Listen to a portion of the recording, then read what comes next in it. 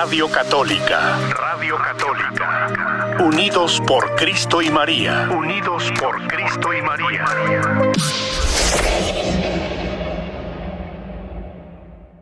Veces fue destruida y reconstruida Jerusalén, de tal manera que el piso que tocó Jesús está 30 metros abajo. Y Jerusalén ha sido reconstruida sobre sus ruinas, ha sido modificada y ha sido dominada por alemanes, ingleses, turcos, por varios que han invadido, y los judíos han estado en la diáspora, es decir, fuera de la ciudad, y donde quiera han sido perseguidos los pobres. En Rusia, no se diga. Un ejemplo de ello es la película de El violinista en el tejado. Si no la han visto, véanla. Es una película hermosísima. Los gringos le llamamos Fiddler on the Roof. Es un musical precioso de una comunidad judía en Rusia, cuando la caída del zar Nicolai, y han sido perseguidos, no se diga. En España también la reina Isabel expulsó a los judíos y los persiguió a muerte. No se diga también en Alemania con Adolfo Hitler, que mató 6 millones de judíos. O sea que ha sido terrible. Justamente después de la Segunda Guerra Mundial, la Liga de las Naciones concedió a Israel un territorio, no Jerusalén, sino un territorio dentro de Palestina. Y entonces se establecieron ahí la primer ministra y el primer ministro, David Ben Gurión y Golda Meir, al ver las montañas desérticas y piedras y un desierto de arena, dijeron: benditos valles de arena y benditas montañas áridas, porque pronto han de florecer. Y se dio el milagro israelita. Precisamente gente de todas partes del mundo, judíos, se establecieron en Israel y hicieron el sistema de kibutz, que eran comunidades agrícolas, en lo cual todos trabajaban en conjunto y todos laboraban de tal manera que todos tenían todo en común, y si iban a comprar una televisión, la compraban para todos. Y si iban a comprar comida, era comida para todos. Entonces todo lo tenían en común, e hicieron florecer esos desiertos y han hecho el milagro propiamente de Israel como una ciudad moderna.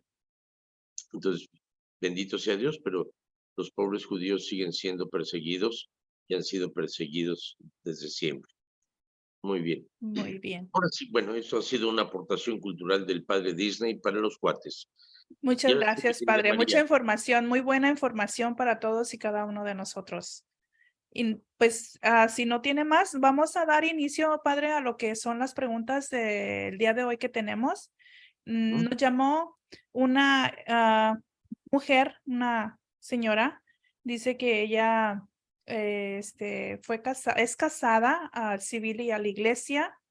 Se casaron ya mayores, y dice que desde que estaba de novia con su esposo, era muy celoso, la dominaba simplemente con la mirada, pero cuando ella tomó la decisión, el error de su vida, me dice ella, de casarse con él a la iglesia, pues fue, entre más fue creciendo esto, hasta el punto que, pues que terminó con el amor que ella sentía por él. El problema, ella cree que el problema de él es porque él sexualmente no puede tener una relación con ella, y dice que fueron a recibir ayuda, pero que no acepta. ¿Qué consejo le puede dar a usted a ella? Porque ella no quiere vivir. Se siente que está ofendiendo a Dios, a sus hijos, primero que nada, por haber tomado esa decisión. A ver, si él no puede tener relaciones con ella, ¿quiere decir que tenía hijos anteriormente, o que estuvo casada anteriormente, o él? Los dos fueron casados anteriormente. Tienen hijos los dos. Bueno, También, padre, algo muy importante aquí, lo que ella me dice, que ella no está interesada en tener una relación con él, sino simplemente que él se frustra y lleva a cabo a que él la insulte o le diga cosas. Entonces ella dice que, pues, que él terminó con el amor que ella sentía por él, lo terminó y pues ahora los une, ¿verdad? Esa unión del matrimonio y ella quiere que le dé un consejo, ¿qué puede hacer? me acordé de un chiste pelado que a ver si lo entienden. Dice, lo que antes nos unía ahora nos separa. Bueno, una condición en el matrimonio, y por eso es la presentación matrimonial, en la cual se entrevista a la pareja para ver si hay algún impedimento o hay alguna situación que ponga en duda la validez del matrimonio. Una de ellas es la impotencia sexual. Si existe impotencia sexual, es un impedimento para el matrimonio. Si estás hablando de que de que ellos ya se casaron siendo mayores y de que tiene dificultad para tener relaciones, o más bien no puede tener relaciones, quiere decir que estamos hablando de una impotencia sexual y por lo tanto es impedimento para el matrimonio. Habría que ver si en la entrevista que se hicieron mencionaron precisamente ese problema de impotencia, por lo cual eso podría declarar que es nulo desde su origen ese matrimonio. Por otra parte, está el hecho de la promesa del matrimonio es, yo, Pánfilo, te prometo a ti, Dorotea, amarte y serte fiel en lo próspero y en lo adverso, en la salud y en la enfermedad, y amarte y respetarte todos los días de mi vida. Quiere decir que si no hay amor y respeto, no se está cumpliendo con la promesa sacramental y por lo tanto eh, habría que cuestionar la validez original de ese matrimonio. Si ya desde novios él la dominaba, entonces quiere decir que habría que poner en cuestionamiento la validez del sacramento. Ahora, ¿qué posibilidades hay ahí? El amor pues se va acabando si no se cultiva y si no se busca amar, pero si es una relación en la cual en lugar de sentir amor se siente rencor y se siente odio, quiere decir que pues está fallando algo allí. Vamos a ver toda una serie de cosas. Primero, todo matrimonio es válido mientras no se demuestre lo contrario. Por lo tanto, si hay voluntad de parte del esposo y de la esposa, podrían entrar a una terapia matrimonial eh, que Caridades Católicas pueden asistirlos en esto, a llevar una terapia cristiana matrimonial. Podrían intentarlo. Existe también lo que es el encuentro matrimonial, que no es la solución, pero es la vía de solución. Ahí le dan los instrumentos para trabajar sobre este matrimonio. A lo mejor después de ese encuentro matrimonial pueden darse cuenta de que no tienen nada en común y pueden decir, pues ha sido un placer haber estado contigo, sigamos como buenos amigos, cada quien por su lado. La iglesia siempre permite la separación, no el divorcio, porque no existe el divorcio en la iglesia católica. Entonces, con toda confianza, podrían separarse de mutuo acuerdo y pueden confesarse y pueden comulgar. Esa es otra posibilidad. Lo primero es tratar de arreglar el matrimonio mediante una terapia matrimonial. Ver si aunque no haya intimidad sexual, pero puede haber un mutuo respeto y puede haber un seguimiento. Creo que me mencionaste que había celos de parte de él. Sí, padre. Eso no es una muestra de amor, sino una muestra de inseguridad personal, es una enfermedad y es una enfermedad grave, y mortal, que lo hace infeliz a él y hace infeliz a la mujer a la que domina por sus celos. Entonces realmente es una situación en la cual pues no vale la pena estar sufriendo y humillaciones y una situación de imposición. Entonces, repito el panorama. Primero es tratar de salvar el matrimonio, si hay la posibilidad, mediante terapia matrimonial, mediante algún recurso como encuentro matrimonial o retrovais, que pueden ayudarles. Ya Ujú. después de haber intentado eso, si no funciona y no se compone, se podría considerar la separación, puede ser temporal o puede ser permanente, con mutuo respeto, en el cual vivan separados y traten de reasumir o reactivar su relación con mayor respeto durante ese tiempo de separación. Y la otra posibilidad sería el divorcio en el cual legalmente están separados, pueden seguir confesándose y comulgando y asistiendo a misa, no están viviendo en pecado siempre y cuando no se arrejunten con algún otro canchanchan o canchanchana, y se podría proceder a someter al tribunal matrimonial de la diócesis una solicitud de anulación del matrimonio, en el cual se investigaría y se identificaría si efectivamente hay un matrimonio válido o es inválido, es nulo desde su origen. No quiere decir que ahora sí era válido y ahora ya no, sino más bien que investigando se podría considerar que desde su origen es nulo ese matrimonio y nunca hubo matrimonio. Entonces no se trata de vivir en una situación de infierno. Recordemos de que el matrimonio no es una condena para ser infelices, sino que es un sacramento medio de santificación en el cual encuentras a la pareja adecuada para tu vida, que busca su felicidad y tu pareja busca tu propia felicidad. La felicidad es el camino para la santidad. Así que si no existe ese vínculo de amor, de respeto, de buscar la mutua felicidad, entonces no tiene nada que hacer ahí porque en lugar de ser un medio de santificación está siendo un medio de condenación. Entonces, ojalá la decisión no la puedo tomar yo, sino que vemos este panorama. Primero, tratar de salvar el matrimonio. Segundo, buscar esa terapia. Tercero, considerar la separación. Y cuarto, el divorcio y la anulación del matrimonio. ¿Ok? Muy bien, padre, muchas gracias. Tenemos otra pregunta, padre, por aquí nos dicen que si existió primera esposa de Adán y qué pasó con ella. Mira, recordemos que los 11 primeros capítulos del Génesis no son historia, pero son verdad. ¿Qué significa esto? El pueblo de Israel tiene primeramente conocimiento de un Dios que lo rescata de la esclavitud de Egipto y llegan a la conclusión que este Dios que los ha liberado es el mismo Dios que creó todas las cosas. ¿Y cómo las creó?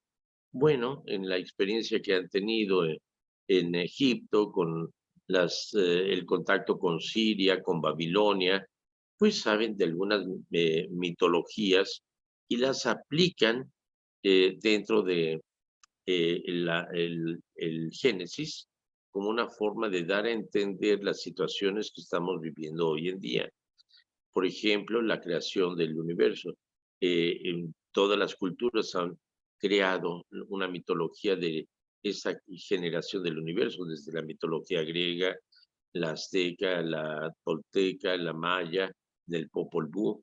Y entonces se recopila o se trata de explicar cómo Dios creó todas las cosas. Lo importante ahí es no en cuántos días lo creó o cómo fue, sino lo importante es que sin Dios nada existiría y que finalmente Dios nos crea a su imagen y semejanza. El signo de Adán y Eva es el origen del pecado, de ese romper con la voluntad de Dios que nos ha creado a su imagen y semejanza para amarnos, pero nosotros libremente decimos, sácate, déjame en paz, yo voy a hacer lo que yo quiera. Y entonces ese es el romper con Dios y el origen de todo pecado, pecado original, es el ser yo mi propio Dios. Quítate Dios, yo hago lo que yo quiero. El sentido de Caín y Abel viene a presentar la imagen de los agricultores y los ganaderos que estaban en pleito siempre los pastores con los agricultores, porque los corderos invadían las tierras fértiles y se comían su cultivo. Entonces viene a ser representado por Caín y Abel. El sentido de el diluvio universal, que lo mencionan todas las culturas, incluso la cultura tolteca y los mayas, todos hablan de ese diluvio, incluso en Grecia y en Roma, en todas sus mitologías se habla de ese diluvio universal, pero de alguna forma viene a explicar de el exterminio por agua como un castigo de Dios. Viene lo que es la Torre de Babel, como el sentido de la confusión de lenguas y el origen de los diferentes idiomas. Pero no es historia. La historia empieza a partir del capítulo 11 con Abraham, que ya es un personaje histórico que surge de Irak, de Ur de los Caldeos. Y ahí ya empieza a haber una historia que también habría que cuestionar si se trata de padre, hijo y abuelo y nieto, o se trata de generaciones. O sea, habría que entender la literatura y la forma de la lingüística del pueblo hebreo. Ahora, dentro de esto hay una leyenda de la primera mujer de Adán, que se llamaba Hilda. Pero en realidad dentro del contexto bíblico se habla solamente de Eva. Ahora, les voy a platicar un chiste de cómo fue creada Adán y Eva. Resulta que Dios creó a Adán, lo puso como dueño de la creación, pero dijo Dios, no es bueno que el hombre esté solo, le voy a hacer una compañía ideal para él. Y entonces Dios creó a Eva. No, creó a los animales. O a los animales. Sí, si te fijas en la Biblia está así. Okay. Dios creó a todos los animales y se los presentó a Adán para que les pusiera nombre a cada uno de ellos. Correcto. El darles nombre significa dominarlos. Pero aún así, dentro de todos esos animales no encontró una compañía ideal para él. Entonces lo hizo caer en un profundo sueño. Le dijo, duerme, hijo, duerme tranquilo. Va a ser la última vez que puedas hacerlo. La última vez que pueda dormir. Que pueda tranquilo, dormir. ¿verdad? Tranquilo, porque ya va a tener a su mujer por un lado. Entonces le tomó una costilla, la rellenó de carne y de esa costilla formó una mujer, la puso a hornear, se le pasó de tueste y quedó toda negrita, negrita. Y cuando la ve Adán dice, ay no, señor, me la dejaste muy negrita, hazme una güera, hombre, pues ¿qué te cuesta? Entonces Dios puso más cuidado, queriendo complacer a Adán, y entonces le hizo una güera muy bonita, y dijo, es así, qué diferencia. Pero la negrita se puso a llorar. Entonces dijo Adán, Señor, pues ya está llorando esta, total, déjame quedarme con las dos, total, ¿qué te cuesta? Esa es la razón por qué unos somos hijos de Eva y otros hijos de la tiznada. Once que es un chiste, ¿eh? Es un chiste. Es un chiste, sí. Bueno. Y desde entonces Eva le contaba, era tan celosa que antes de, cuando se iban a acostar, se ponía a contarle todas las costillas que tenía a Adán para ver si no andaba con alguna otra. Gracias, Padre. De verdad que sí, esto nos hace despertar en esta mañana. Gracias por ese bonito chiste, ¿verdad? Y pues nosotros seguimos con la otra pregunta, Padre. Nos dicen que no entienden esto, ¿verdad? Dice que cuando Moisés miró la zarza que estaba ardiendo, Dios le dijo que se quitara las sandalias, porque el lugar que estaba pisando era un lugar sagrado. Esta persona no entiende por qué no nosotros nos quitamos los zapatos cuando entramos a la iglesia o al Santísimo, que para nosotros es lugar sagrado. Por la misma razón que tampoco nos circuncidamos y por la misma razón que no hacemos tantas cosas que se hacían en el pasado. Es decir, Cristo Ok. ya se circuncidó Circuncido. por todos nosotros con su pacto de sangre y lo hizo por todos. Y esto es una discusión que viene a ver entre Pablo y los demás apóstoles acerca de esta tradición de que era tan difícil para los hebreos y que no querían ponerla a los gentiles o a los que se convertían al cristianismo. Ya Cristo ofreció su sangre por todos, así que ya no es necesario la circuncisión. En la misma forma hay otra serie de normas. También podemos comer carne de cerdo, que estaba prohibida para los judíos, y podemos hacer un montón de cosas que antes estaban prohibidas. El sentido de descalzarse ante la presencia de Dios, ante este lugar sagrado, dentro de esa cultura significa eh, como la actitud de los musulmanes que pegan la nariz completamente en el suelo, es decir, hasta la frente y la nariz que es la parte más prominente del ser humano. Entonces se trata de humillarse ante Dios, y hay algunos musulmanes que tienen hasta callo aquí en la cabeza de tanto tiempo que pasan eh, eh, tocando la El nariz el piso. suelo y su frente en el suelo. Este, Realmente es de admirar la devoción, la fe y la constancia de los musulmanes devotos que rezan ante Dios de esa manera. Entonces, el quitarse las sandalias significa el humillarse ante Dios. Recordemos de que es Dios el que se hace presente ante Moisés, y es por eso que nadie puede subir al monte Sinaí después más que Moisés.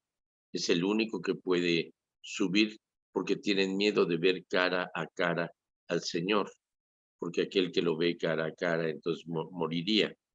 Entonces Moisés es el único que sube al Sinaí para hablar con Dios. Recordemos de que posteriormente Dios se manifiesta en el arca de la alianza, que David va bailando delante del arca, que la llevan, que nadie puede tocarla, que la llevan cargando con algunos palos, y que es un lugar, el Santa Santorum. Eh, Cuando Cristo muere en la cruz, en ese momento se rasga el velo del templo de arriba a abajo, significando ya se ha cumplido la antigua alianza y empieza la nueva alianza en Cristo.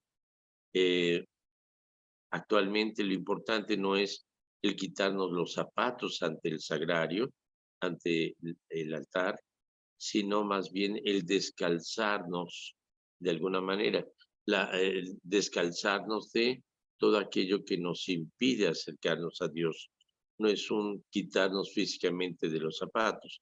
Por ejemplo, los carmelitas y las carmelitas descalzas no significa que anden sin zapatos, traen zapatos, y los carmelitas descalzos traen botas y pegan muy duro, porque me acuerdo que había una vez, cuando estaba en el seminario, yo estaba atendiendo con todos los seminaristas, yo estaba de portero, no en la cancha de fútbol, sino más bien en la portería del seminario, para recibir a los obispos, y la puerta estaba cerrada por seguridad, y los obispos estaban en la conferencia episcopal nacional, y estaban los obispos de todo México.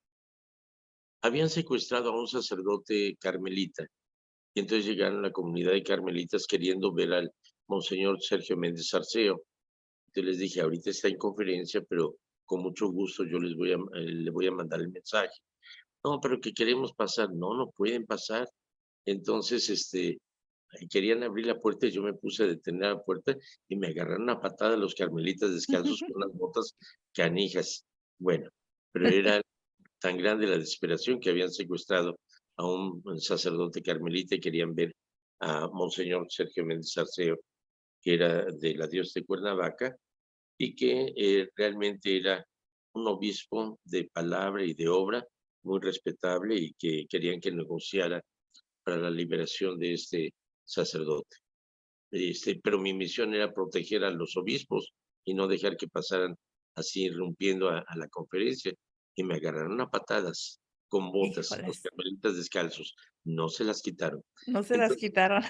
realmente el hecho de ser descalzos significa descalzarse de todo aquello que nos impide acercarnos a Dios.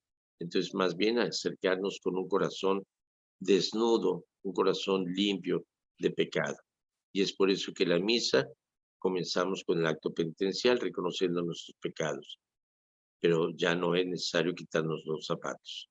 Además, por salud y por conveniencia para los demás, porque hay unos que les apestan los pies, y si de por sí la gente se duerme con los sermones, imagínate así, Ya saldría peor. descalzos, el Oye, dormidero, ¿verdad, padre? fíjate que hoy estamos celebrando también un sacerdote de nuestra diócesis que está cumpliendo años de ordenado. Y es un excelente sacerdote ahí en Newman, que es el padre Jorge Arboleda. Así que muchas felicidades al padre Jorge, y ustedes, sus feligreses, cuando lo vean, le jalan los cachetes, lo apapachan, le dicen que lo que y manifiesten su amor a este sacerdote que supo decirle a Dios: sí, Señor, aquí estoy para hacer tu voluntad. Y es un gran sacerdote y me siento muy honrado de contar con su amistad. Así que feliciten al padre Jorge Arboleda de Newman, ¿ok? Pues felicidades, padre Jorge Arboleda de Newman, de aquí también del Ministerio de Unidos por Cristo y María. Le mandamos un fuerte abrazo y muchísimos años más de vida. Muy bien. De vida sacerdotal, es su De vida aniversario sacerdotal. sacerdotal. Claro que Ujú. sí, padre. La siguiente pregunta, padre, ¿ya terminó? A lo mejor no terminaba. No, échale. Ujú. ¿Ya? Bueno. La siguiente pregunta nos dicen que si nos puede explicar un poquito acerca del evangelio de ayer que no le entendieron. Bueno, mira, Jesucristo pone esta parábola respecto a aquellos que le preguntan que si ya viene a ser el fin, o que si ya va a ser el final de los tiempos, o el reinado de Dios. Entonces él pone el ejemplo de un hombre noble que viaja a un país lejano a ser nombrado rey. Y mientras hay una embajada que van y que dicen: no lo queremos como rey. Al salir le dejó a 10 siervos suyos una mina. O sea, estamos hablando de una cantidad de oro, una mina de una moneda de oro. Se le llama mina o se le llama talento, etcétera. Y les da instrucciones que los trabajen mientras él regresa. Cuando regresa, pide cuentas, y entonces uno dijo: tu mina ha producido otras 10 minas. Ah, qué bien, eres bueno, eres honrado en lo poco, serás honrado en lo mucho. Así que te voy a dar el gobierno de 10 ciudades. Y otro dijo: Señor, tu mina produjo otras 5. Ah, qué bueno, te voy a dar el gobierno de otras 5 ciudades. Y uno dijo: Señor, yo sé que tú exiges donde no has dado, y que quieres cosechar donde no has sembrado. Por eso guardé tu mina y aquí te la regreso. Dijo: siervo hijo de la jijurria, si sabes que pido donde no he dado y que quiero cosechar donde no he sembrado, debías de haberla metido al banco por lo menos, y la hubiera cobrado con intereses. Quítenle la mina a ese y dénsela al que tiene 10.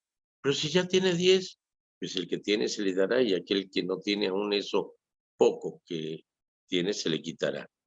Ok. Y en cuanto a esos que se oponían a mi reinado, pásenlos a cuchillo y mátenlos, ¿ok? Bueno, está muy cruel, muy fuerte esto, pero habla acerca de este reinado de Dios. Primero, este reinado viene para Jerusalén, para Israel, para los judíos. Es la promesa anunciada desde antiguo, y es la promesa hecha al rey David de que un descendiente suyo reinará para siempre. Los profetas lo anunciaron, y sin embargo los fariseos, los escribas, los sacerdotes no lo han aceptado, lo han rechazado. Entonces, ese reino será quitado para ellos y será dado para todo mundo. ¿Ok? Ahora, el sentido de las minas que él nos encomienda trabajar nos lleva a producir obras buenas, no a disculparnos de alguna manera y decir, ay, es que yo no puedo, es que yo no sé. O sea, hablamos acerca de los talentos, de que tenemos que producir, no podemos poner como disculpa el hecho de decir, es que yo no puedo porque soy prieto y feo y chaparro. Si fuera alto, güero y de ojos azules, otro gallo nos cantaría. Es que si yo fuera citizen, podría ser más. Es que soy tan tonto que yo no aprendo nada. No, el cerebro es un músculo y todo órgano que se eh, utiliza se desarrolla. Órgano que no se utiliza se atrofia. Entonces, no pongas como pretexto de que no puedes porque estás ofendiendo a Dios que te hizo a su imagen y semejanza. Entonces, no pongas como pretexto, se trata de salir adelante. Ayer lo expliqué dando el ejemplo tanto de Tony Meléndez, que no tiene brazos, sin embargo toca la guitarra con los pies, y pone el ejemplo de Ricky, el pastor protestante que no tiene brazos ni piernas, que salió en la película de El Circo de la Mariposa. O sea que querer y tener voluntad es poder Voluntad. salir adelante. Entonces, no hay que poner pretexto de que no podemos. Tenemos que producir obras buenas para el reino de Dios y no se necesita gran cosa. Esta chica, la Isabel de Hungría, renunció a todos sus bienes y se los daba a los pobres, y con el dinero que había del reinado lo utilizó para darle de desayuno todos los días a 900 indigentes y de crear un hospital y de ella misma servir y buscar hacer el bien para los demás. Así que nadie es tan pobre que no pueda dar, ni tan rico que no pueda recibir. Entonces no se trata de dar lo que no se tiene, pero tenemos mucho amor y ahí en la propia casa necesitamos producir ese amor hacia los demás. ¿Ok? Muchas gracias, padre. Mire, por aquí tenemos otra preguntita, pero a lo mejor la dejamos para mañana.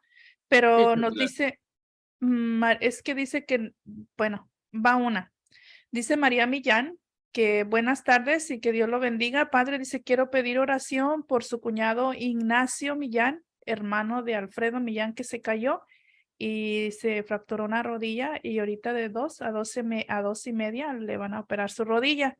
Y la otra pregunta que tenemos aquí dice, hola Padre, Dios lo bendiga. Dice, háblenos acerca de la concepción de María.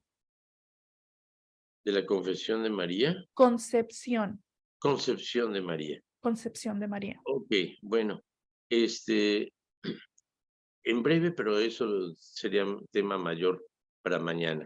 En sí es un don especial definido por el Papa Pío XII, en el cual dice que por una gracia especial, sabiendo que María sería la madre de Dios encarnado, el Dios le concedió el nacer sin pecado.